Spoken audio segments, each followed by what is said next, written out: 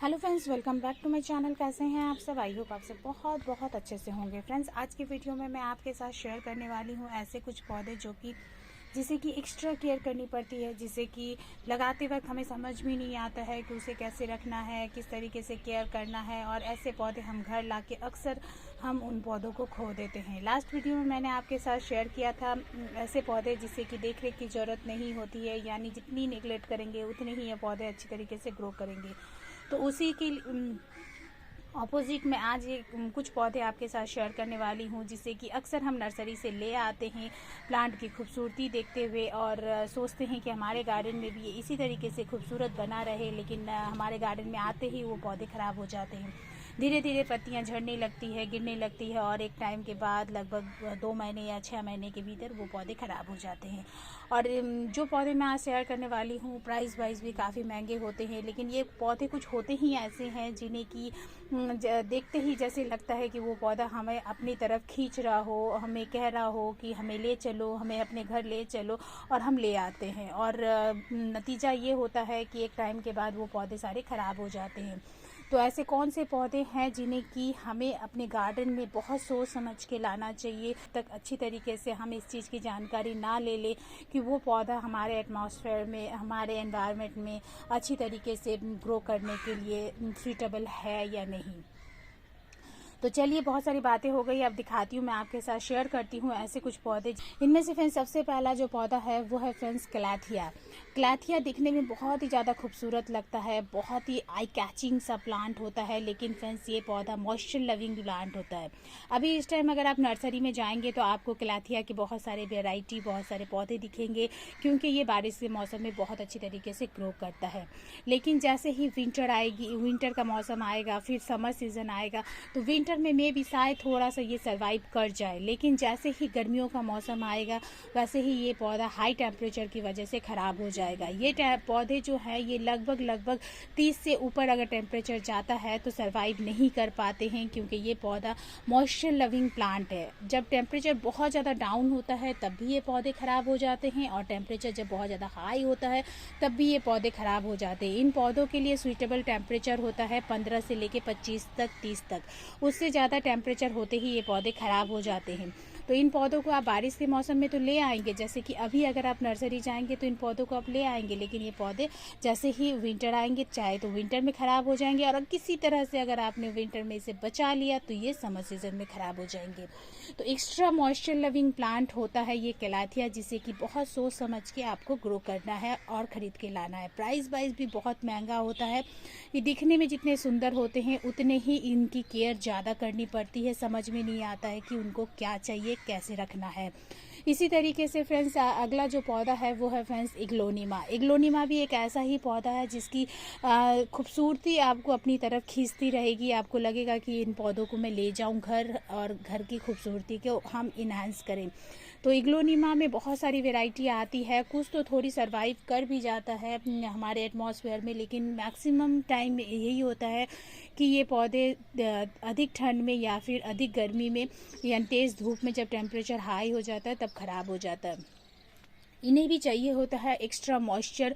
अगर आपने लगाया है तो आपको गर्मी के मौसम में दिन में 4 बार 5 बार इसमें मिस्टिंग करनी पड़ेगी, पानी का ध्यान रखना पड़ेगा। ओवर वाटरिंग हो तो ख़राब हो जाए, अंडर वाटर हो तो ख़राब हो जाए, मॉइस्चर अगर नहीं रहे, हवा में ड्राइनेस रहे तो ख़राब हो जाए। तो इस तरीके से एग्लोनिमा में भी थोड़ी परेशानी होती है, ग्रो करना थोड़ा डिफ़िकल्ट होता है। अगर अच्छी तरीके से समझ लें देन एग्लोनिमा को ग्रो करिए, अदरवाइज़ आप एग्लोनिमा को अवॉइड कर सकते हैं। नेक्स्ट पौधा है फ्रेंड्स एलोकेसिया। एलोकेसिया भी एक ऐसा ही पौधा है जो दिखने में बहुत ज़्यादा खूबसूरत लगता है। ये भी हाई मॉइस्चर लविंग प्लांट होता है, जिससे कि आप अपने गार्डन में लाके ऐड तो कर लेंगे, लेकिन ये पौधा जब मॉइस्चर पसंद करता है और ये सिर्फ और सिर्फ बारिश के मौसम में अच्छी तरीके से ग्रो होगा। उसके बाद ज़्यादा ठंड हो, ज़्यादा गर्मी हो, ये पौधा ख़राब होने लगता है, और प्राइस वाइज ये पौधे भी बहुत ज़्यादा महंगे होते हैं। इसी तरीके से फ्रेंड्स नेक्स्ट जो पौधा है वो है फ्रेंड्स, आप यहाँ पे देखेंगे, ये है friends evergreen plant. Evergreen plant plant में कुछ वैरायटी ऐसी है जो कि थोड़ी हार्डी होती है, जो कि ग्रो करना आसान होता है, लेकिन कुछ वैरायटी ऐसी भी है जो कि थोड़ी सी डेलिकेटेड होते हैं। ये पौधे, इन्हें सेव करके रखना, ग्रो करना बहुत मुश्किल होता है। मैंने इसे गर्मी के मौसम में परचेज़ किया था, आई थिंक गर्मी के मौसम में नहीं, मैं इसे लगभग फरवरी मंथ में शायद मैंने इसे परचेज़ किया था। उसके बाद मेरा ये पौधा कई बार मरा, कई बार सही हुआ, क्योंकि मुझे आइडिया नहीं था कि ये मॉइस्चर लविंग प्लांट है, इसे सूखी हवा से ये पौधा ख़राब हो जाएगा। मैं बिहार में रहती हूँ और इस जगह पे गर्मियों के मौसम में टेम्परेचर 45 डिग्री चला जाता है। तो ये पौधा लगभग ख़राब हो चुका था। आप देख सकते हैं यहाँ पे एक कट लगा हुआ है और पूरी तरीके से गल गया था, एकदम से ख़त्म हो चुका था। फिर धीरे धीरे किसी तरह से मैंने इसे बचाया है और अब जैसे ही बारिश का मौसम आया है, अब ये पौधा एकदम से सही हो गया है। तो इसी से आप अनुमान लगा लीजिए कि ये पौधा मॉइस्चर लविंग प्लांट है, जो कि बारिश के मौसम में ही अच्छी तरीके से ग्रो करता है।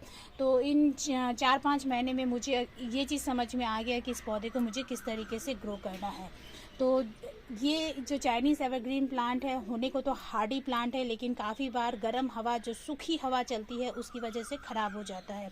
इसी तरीके से फ्रेंड्स पीस लिली भी होता है। पीस लिली के 2 तरह के पौधे आते हैं। एक आता है बड़ी बड़ी पत्तियों वाला बड़ा पौधा, जो कि थोड़े बड़े साइज़ का दिखता है, और ये मेरे पास जो है ये ड्वार्फ वैरायटी का है, जो कि हाइट वाइज थोड़ा कम होता है और पत्तियां भी इसकी छोटी होती है, फूल के साइज़ भी थोड़े छोटे ही होते हैं।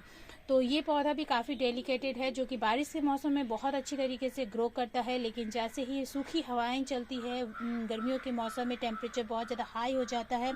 आप देख सकते हैं इस तरीके से पत्तियां बर्न होने लगती है। ये धूप में रखने से भी होता है, ओवर वाटरिंग से भी होता है, और जब आप सूखी हवा चलती है, आप जिस एरिया में रह रहे हैं उस एरिया में अगर सूखी हवा चलती है तो उससे भी ये प्रॉब्लम होने लगती है। तो इस चीज़ को भी समझना है। अगर आप पीस लिली के पौधे को ग्रो कर रहे हैं तो ये भी एक मॉइस्चर लविंग प्लांट है। ओवर वाटरिंग से ख़राब हो जाता है, इस बात का ज़रूर ध्यान रखिए। मॉइस्चर लविंग का मतलब ये नहीं कि आप इसमें पानी ज़्यादा दे दें, तब भी पौधा ख़राब हो जाएगा। तो पीस लिली के साथ भी यही परेशानी होती है। फिर अगला जो पौधा है फ्रेंड्स, वो है बिगोनिया। बिगोनिया भी एक बहुत ही खूबसूरत विंटर फ्लावर प्लांट है, जो कि बहुत ही खूबसूरत दिखते हैं। इसमें बहुत सारी वैरायटी आती है, लेकिन ये पौधा भी ऐसा ही है। ओवर वाटरिंग से ख़राब हो जाता है, अंडर वाटर से ख़राब हो जाता है। बहुत ज़्यादा जब सूखी हवाएं चलती है तब ये पौधा ख़राब हो जाता है। विंटर सीजन में पौधा ख़राब नहीं होता, लेकिन बारिश के मौसम में भी अगर लगातार होने वाली बारिश में आप इसे रख दें तब भी ये पौधा ख़राब हो जाता है। तो काफ़ी कुछ हमें इस पौधे के बारे में समझना पड़ता है। तो बिगोनिया की भी खूबसूरती देखते हुए आप बिगोनिया के पौधे को अगर ले आते हैं तो उसकी भी केयर आपको समझनी होगी कि उसे वेल ड्रेन सॉइल में लगाएं, पानी ज़्यादा ना दे, और मॉइस्चर अधिक मॉइस्चर से वो पौधा ख़राब हो जाता है। इसीलिए देखेंगे आप बेगोनिया के पौधे विंटर सीजन में ही मिलते हैं, अदर सीज़न नहीं मिलते हैं, क्योंकि अदर सीज़न थोड़ा डेलिकेटेड हो जाता है। ये पौधा काफ़ी मुश्किल होती है इसे शेव करना। इसी तरीके से फ्रेंड्स जो हाइब्रिड वाले कुलांचू होते हैं उसके साथ भी यही प्रॉब्लम है। अधिक बारिश जब होने लगती है, यानी मॉइस्चर जब लेवल बढ़ जाता है हवा में, तब भी कुलांचू के जो हाइब्रिड वाली वेराइटी है ये ख़राब होने लगते हैं। इसीलिए नर्सरी में आपको ये पौधे आपको बारिश के मौसम में नहीं नज़र आएंगे। ये पौधे नज़र आते हैं लगभग अक्टूबर से शुरू होता है। इस अक्टूबर से ये पौधे आपको नर्सरी में दिखना शुरू हो जाएगा और नवंबर में इसमें फ्लावरिंग आपको मिल जाएगी। पूरी विंटर इसमें फ्लावरिंग करती है। पौधा साल भर रहता है, लेकिन दिक्कत ये पौधे में आती है जब टेम्परेचर बहुत ज़्यादा हाई हो जाती है तब, और जब बारिश का मौसम आता है और हवा में मॉइस्चर लेवल बढ़ जाता है तो उस टाइम ये पौधे काफ़ी जल्दी ख़राब होने लगते हैं। इसीलिए इन पौधों पे भी एक्स्ट्रा केयर करनी पड़ती है। अगला पौधा है फ्रेंड्स ये बेबी सनरोज़। बेबी सनरोज़ का पौधा गर्मियों के मौसम में और ठंड के मौसम में अच्छी तरीके से ग्रो कर जाता है, लेकिन जैसे ही बारिश का मौसम आता है ये पौधे आप देख सकते हैं कुछ इस तरीके से गलने लगता है। अगर आपके यहाँ पे डेली बेसिस पे बारिश हो रही है तो ये पौधे इस तरीके से ख़राब हो जाते हैं, क्योंकि हवा में मॉइस्चर बहुत ज़्यादा होने लगता है और ये सकुलेंट प्लांट है जिसकी वजह से ख़राब होने लगता है।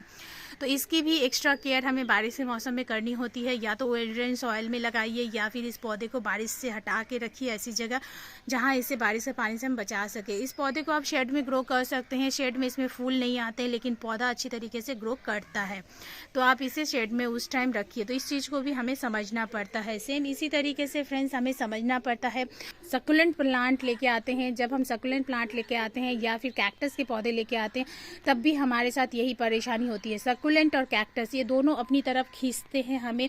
कैक्टस में तो फिर भी बहुत लोगों का मानना होता है कि घर में नहीं लगाना चाहिए, लेकिन जैसे ही सकुलेंट की बात आती है, एक से एक खूबसूरत पौधा आपको दिखेगा सकुलेंट में, जिससे कि मन करेगा हम अपने गार्डन में ले जाए। लेकिन अधिक मॉइस्चर की वजह से वो सकुलेंट प्लांट अक्सर ख़राब हो जाते हैं। तो बारिश के मौसम में सकुलेंट प्लांट आप देखेंगे नर्सरी में नॉर्मली दिखेगा नहीं है आपको, और दिखेगा भी तो वो एक अलग तरीके से रखा हुआ दिखेगा, बारिश के पानी से बचा के रखते हैं।